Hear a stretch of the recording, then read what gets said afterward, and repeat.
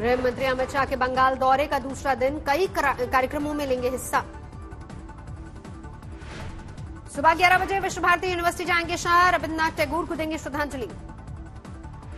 इसके बाद बोलपुर में आदिवासी नृत्य और बाउल गायकों से मिलेंगे शाह। बाउल गायक के घर दोपहर का भोजन।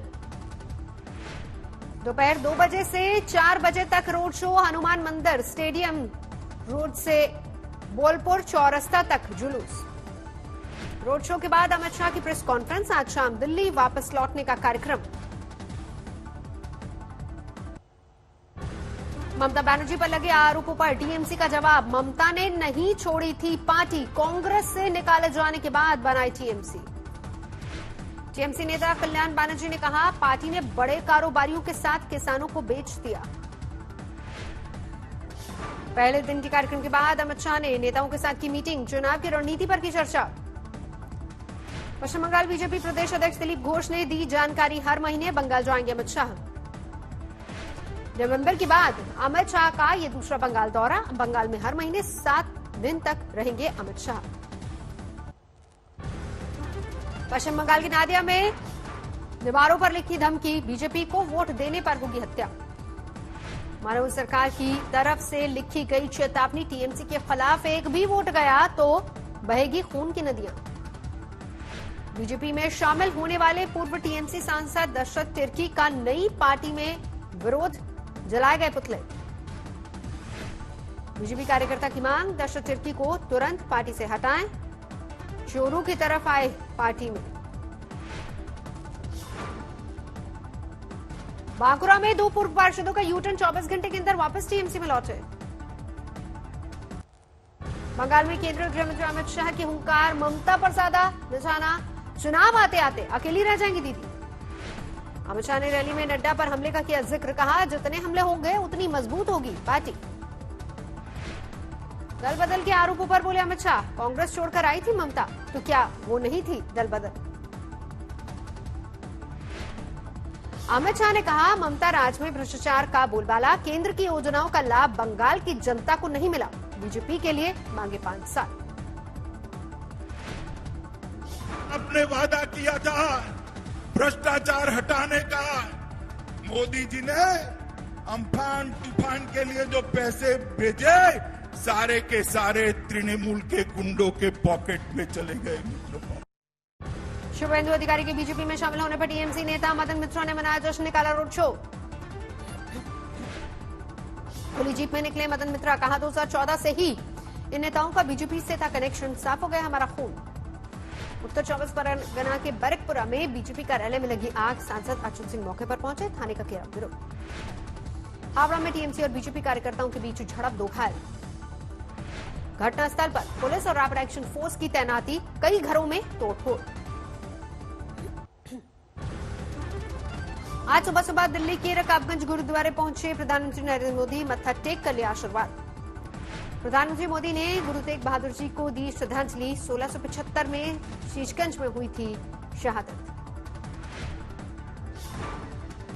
प्रधानमंत्री मोदी के इस दौरे को लेकर नहीं किया गया था कोई भी पुलिस बंदोबस्त, आम लोगों के लिए नहीं लगाया गया था कोई भी बैरिकेड।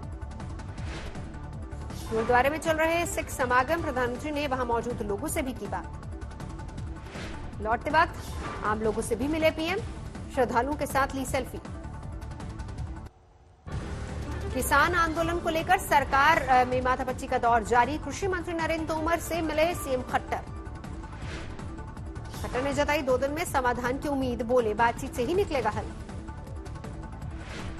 भी हमारे अपने हैं, इसलिए एक आपस में समझ बन करके यह रास्ता इसका निकले, इस नाते से आज काफी देर बातचीत हमारी।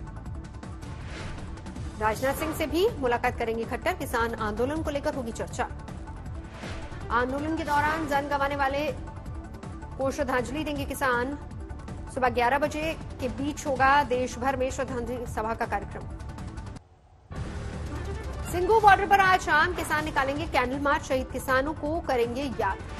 शहीद किसानों के लिए अरदास का भी आयोजन, सभी धरना स्थलों पर दी जाएगी श्रद्धांजलि।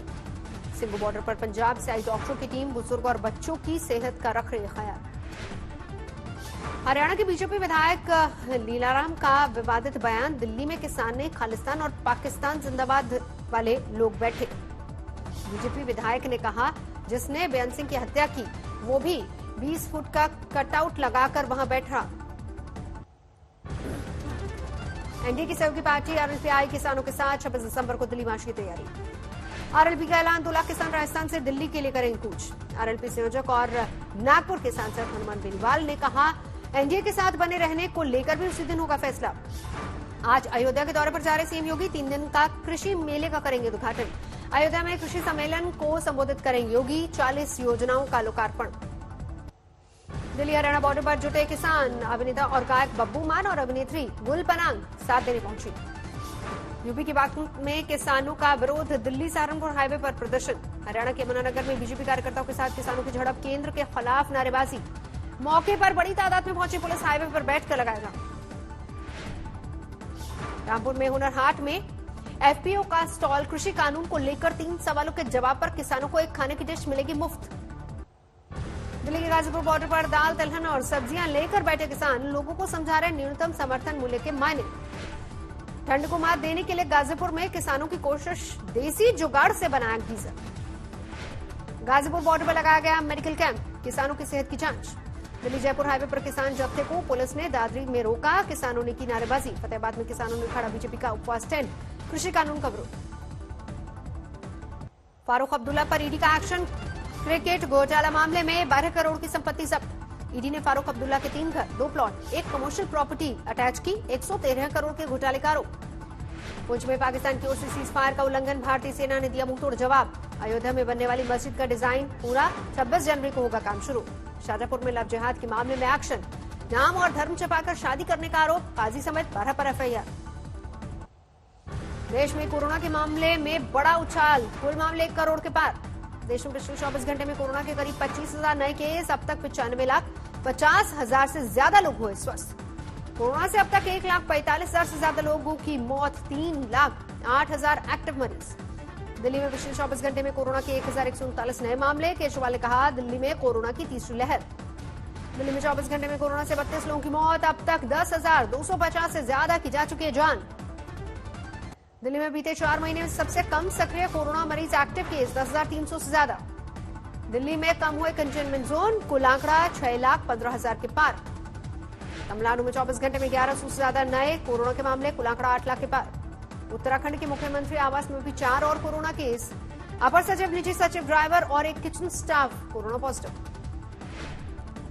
21 दिसंबर से उत्तराखंड विधानसभा का शीतकालीन सत्र, एंट्री के लिए कोरोना नेगेटिव रिपोर्ट होगी जरूरी।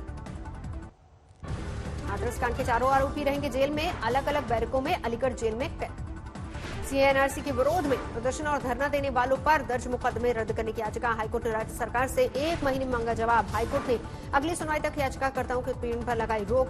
26 नामजद और 50 अज्ञात लोगों पर केस। लखनऊ में गाड़ी छुए जाने को लेकर जबरदस्त झगड़ा, लाठी डंडों से तोड़ा शीशा, ड्राइवर की पिटाई।